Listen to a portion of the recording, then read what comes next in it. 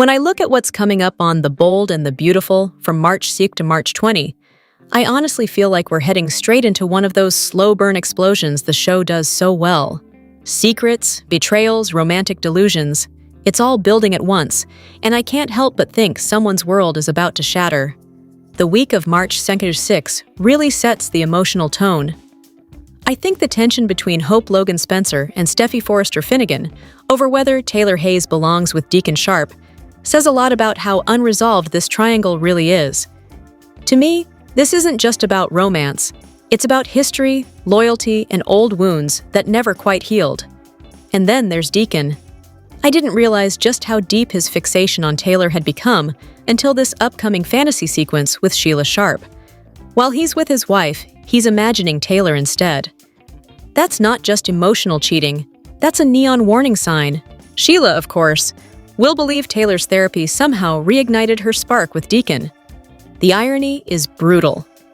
I can't help wondering if Sheila is being set up for a massive humiliation once she realizes the truth.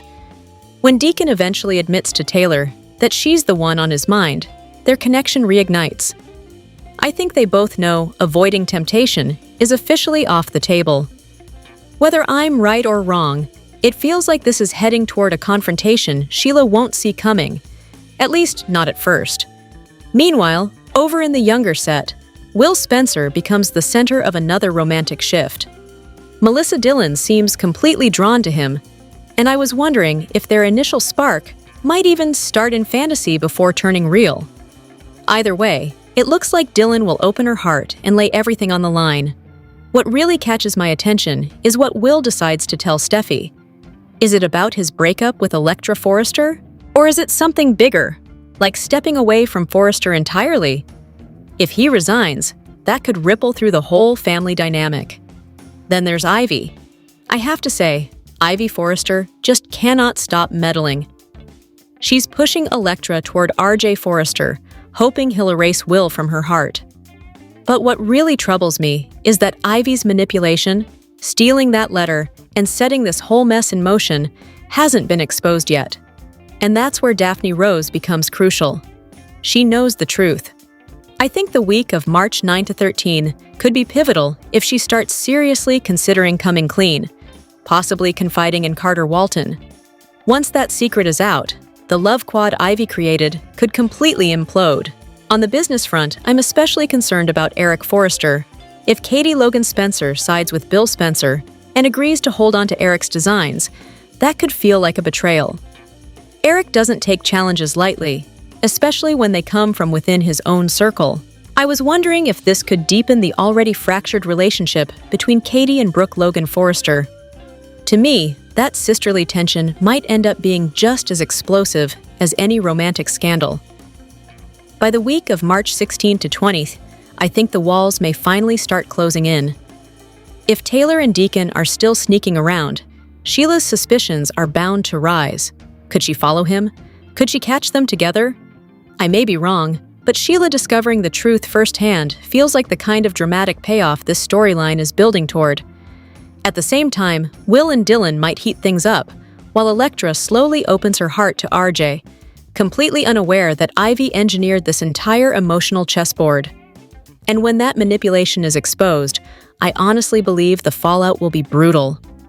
To me, these 3 weeks aren't just about romance. They're about illusion versus reality. Who loves whom? Who's lying? And who's about to lose everything because they thought they could control the narrative? That's the kind of layered chaos that keeps me hooked. I have to say, as I'm looking at what's coming up on The Bold and the Beautiful, I can't help but think Deacon Sharp is setting himself up for an emotional disaster. From where I'm standing, Deacon is trying so hard to do the right thing that he's completely ignoring what his heart is actually screaming at him.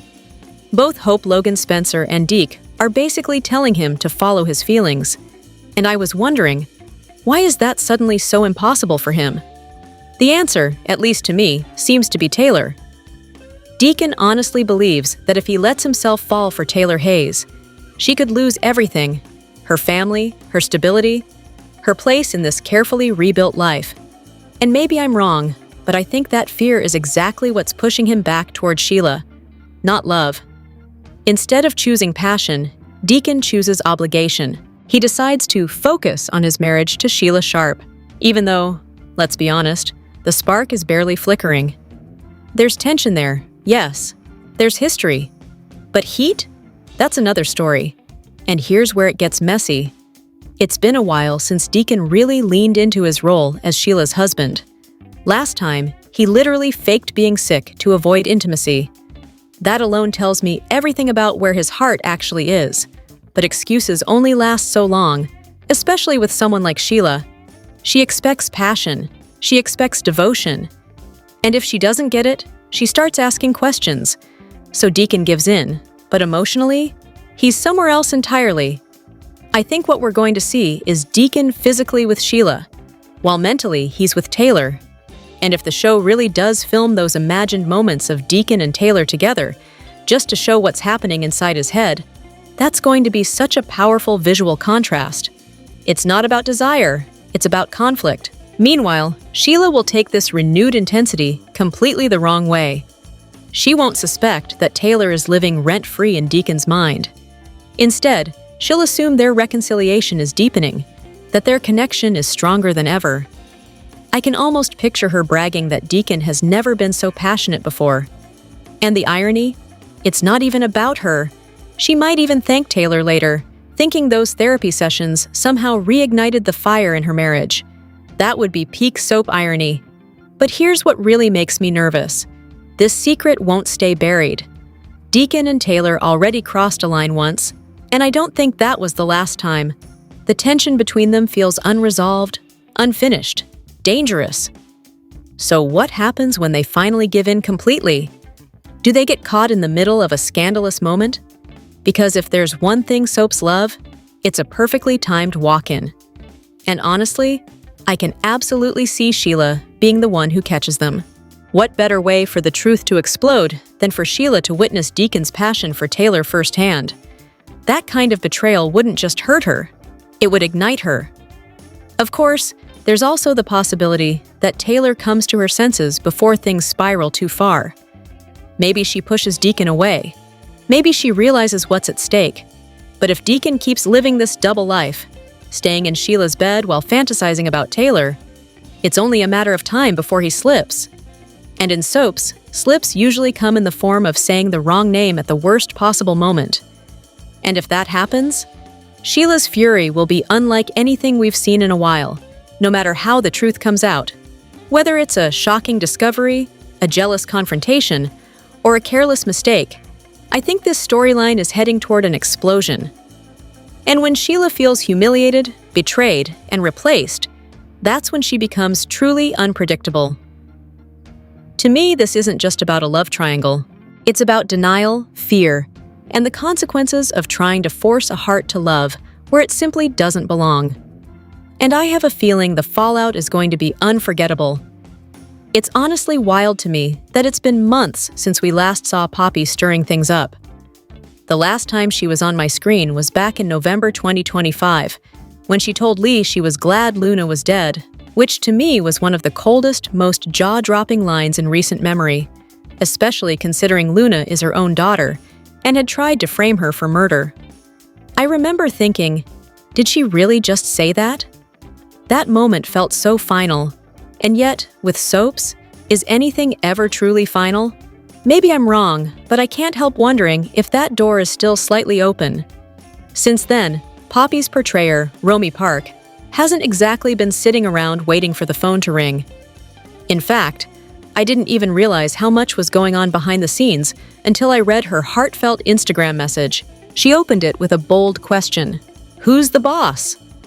And the more I think about it, the more that question feels like it wasn't just rhetorical, it was personal. Park revealed that only a small circle of people knew she had been preparing, in late December and early January, to move back to her native East Coast, where she owns a home. To me, that sounds like someone ready for a reset, a fresh chapter. But life, an opportunity, had other plans. She shared that a huge opportunity tied to one of her projects made it necessary for her to stay put and see it through. I can't help but admire that. It takes guts to pause a big life move for a long-term vision. What really stood out to me, though, was her honesty about stepping back from acting. She admitted she's been working tirelessly and that she's had to temporarily turn down some amazing independent film offers and even decline auditions. And I think that says a lot. In an industry where actors are often told to say yes to everything, she's choosing focus over frenzy.